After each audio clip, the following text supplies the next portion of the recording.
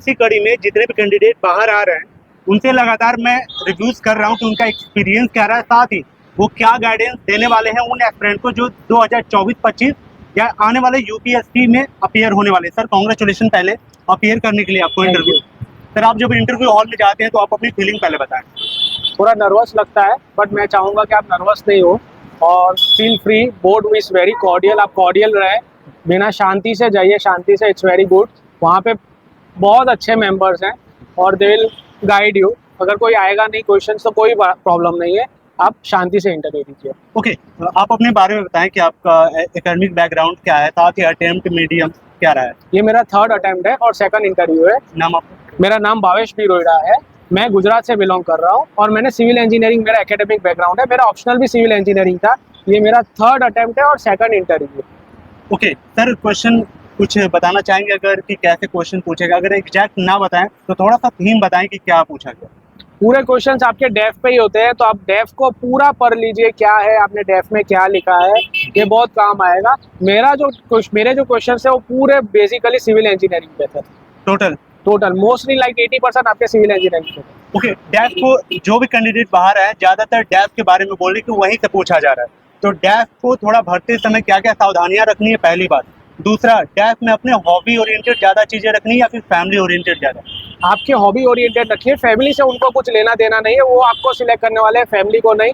तो आप डेफ में यही ध्यान लीजिए कि आप पूरे ऑनेस्ट रहिए आपने जो किया है, क्योंकि अगर ऑनेस्ट नहीं होंगे तो फिर वहाँ पे जॉब नहीं दे पाएंगे। ओके, ये अपने इंडिया का सबसे टफेस्ट एग्जाम है सर, और जब आपको ये पता हो कि आपके टीचर भी इस एग्जाम में अपीयर होने वाले हैं तो एक हद तक लोगों को डीमोटिवेशन आ जाता है कि जब मेरे टीचर भी अपीयर हो रहे हैं, मैं भी हो रहा हूँ, तो उस डीमोटिवेशन कभी आया आपको? नहीं, कभी नहीं आया, क्योंकि यहाँ पे आपकी स्ट्रेंथ और वीकनेस सभी आदमी की अलग अलग होती है। नॉलेज तो ठीक है एक पार्ट है, बट हर एक आदमी की स्ट्रेंथ होती है। आपसे ज्यादा टीचर को नॉलेज होगी, बट मे बी वो स्ट्रेंथ और वीकनेस आपके पास ज्यादा होगी, तो ऐसा कभी कुछ सोचिए मत।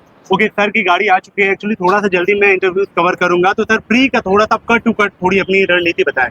प्री में आप मोस्टली आप पहले तो पूरी जो बेसिक्स बुक्स है एनसीईआरटी है वो आप फुल रीड कीजिए, और उसके बाद आप करंट अफेयर्स पढ़िए। Current affairs like 60-70%, 50% at least current affairs से आता है, तो उसको मत भूलना, चाहे वो साइंस एंड टेक हो, चाहे वो एनवायरमेंट हो, तो वो सब करंट अफेयर्स को लीजिए। और बेसिक्स बुक्स है, लक्ष्मीकांत है, या फिर फॉर एग्जाम्पल एनसीईआरटी है, ज्योग्राफी, वो तो कवर करनी ही है। ओके, आपका एकेडमिक बैकग्राउंड एक इंजीनियरिंग बैकग्राउंड है, तो लोग कहते हैं कि एक्स्ट्रा एज मिलता है इंजीनियर्स को। क्या लगता है आपको इंजीनियरिंग बैकग्राउंड कितना बेनिफिशियल रहा है यूपीएससी प्रिपरेशन में? अगर नहीं रहा है तो क्या जीरो से स्टार्ट करना पड़ा है? नहीं, ऐसा नहीं है। इंजीनियरिंग बैकग्राउंड आपको क्रिटिकल थिंकिंग देता है, एक बात ये है, आपको प्रॉब्लम सॉल्विंग माइंडसेट देता है, तो वो डेफिनेटली आपको जो प्रेशर हैंडलिंग देता है, वो 3-4 चीजें वो आपको इस एग्जाम में बहुत अच्छी तरह से काम आती है, मैं समझता हूँ। बट ऐसा नहीं है, जिस आदमी के पास दूसरे कोई बैकग्राउंड का होगा तो उनको क्रिटिकल थिंकिंग होगी तो उनको भी बहुत अच्छी तरह से ये काम है। आपका सबसे टफेस्ट सब्जेक्ट या फिर सबसे अच्छा सब्जेक्ट कौन सा रहा है? दोनों में मेरा सबसे टफेस्ट मुझे तो कोई ऐसा लगा नहीं अभी तक, और सबसे अच्छा मेरा पॉलिटी सब्जेक्ट रहा। ओके, थोड़ा सा नोट्स को कंसाइज करेंगे, क्या रहा है? वन रीडिंग में रहा है कि 1-2-3 बार पढ़ने के बाद आपने नोट्स वगैरह बनाए, साथ ही सोर्स क्या रहे हैं उनके? नोट्स मैंने पहले तो एक बार फर्स्ट रीडिंग करके गया, और 2nd और 3rd जब मैं पढ़ रहा था तब मैंने मेरे नोट्स बनाए।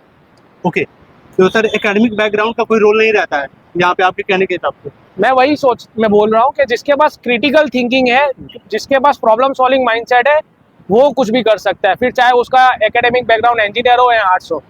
ओके, कुछ आप अभी जॉब वगैरह कर रहे हैं फिर? नहीं, मैं पहले कर रहा था, अभी नहीं कर रहा। सर क्या कर रहे थे, कुछ बताएं? मैं शाहपुर जी बालोनजी में था, पहले जीईटी था। तो कोचिंग वगैरह नहीं ली? नहीं, मैंने कोचिंग नहीं ली। ओके, उन एस्पिरेंट के लिए क्या मैसेज है जो कोचिंग अफोर्ड नहीं कर सकते हैं? क्या लगता है कि एक बार में वो कुछ चीजें अगर डायरेक्शन अपना सेट रखें तो वो निकाल सकते हैं?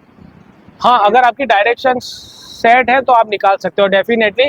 कोचिंग की कोई इतनी जरूरत नहीं होती मेरे ख्याल से पर्सनली। हाँ, एक आपको रास्ता मिलता है, अगर आपके पास वो रास्ता है तो फिर कोचिंग की कोई जरूरत नहीं। थोड़ा तो वो डायरेक्शन को सर थोड़ा कट टू कट बताना चाहें अगर? वही मैंने बोला ना, बेसिक्स बुक्स को पढ़ लीजिए पहले, फिर आप थोड़ी हाई अपग्रेड बुक्स कीजिए, जैसे लक्ष्मीकांत और ये सब है। करंट अफेयर्स को साथ में पढ़ते जाइए, ये बहुत काम लगेगा। ओके, स्टार्टिंग का जो ड्यूरेशन रहा है आपका, जब आप अपने एकेडमिक बैकग्राउंड से स्विच करते हैं कॉम्पिटिटिव एग्जाम की तरफ, तो मोमेंट क्या रहा है?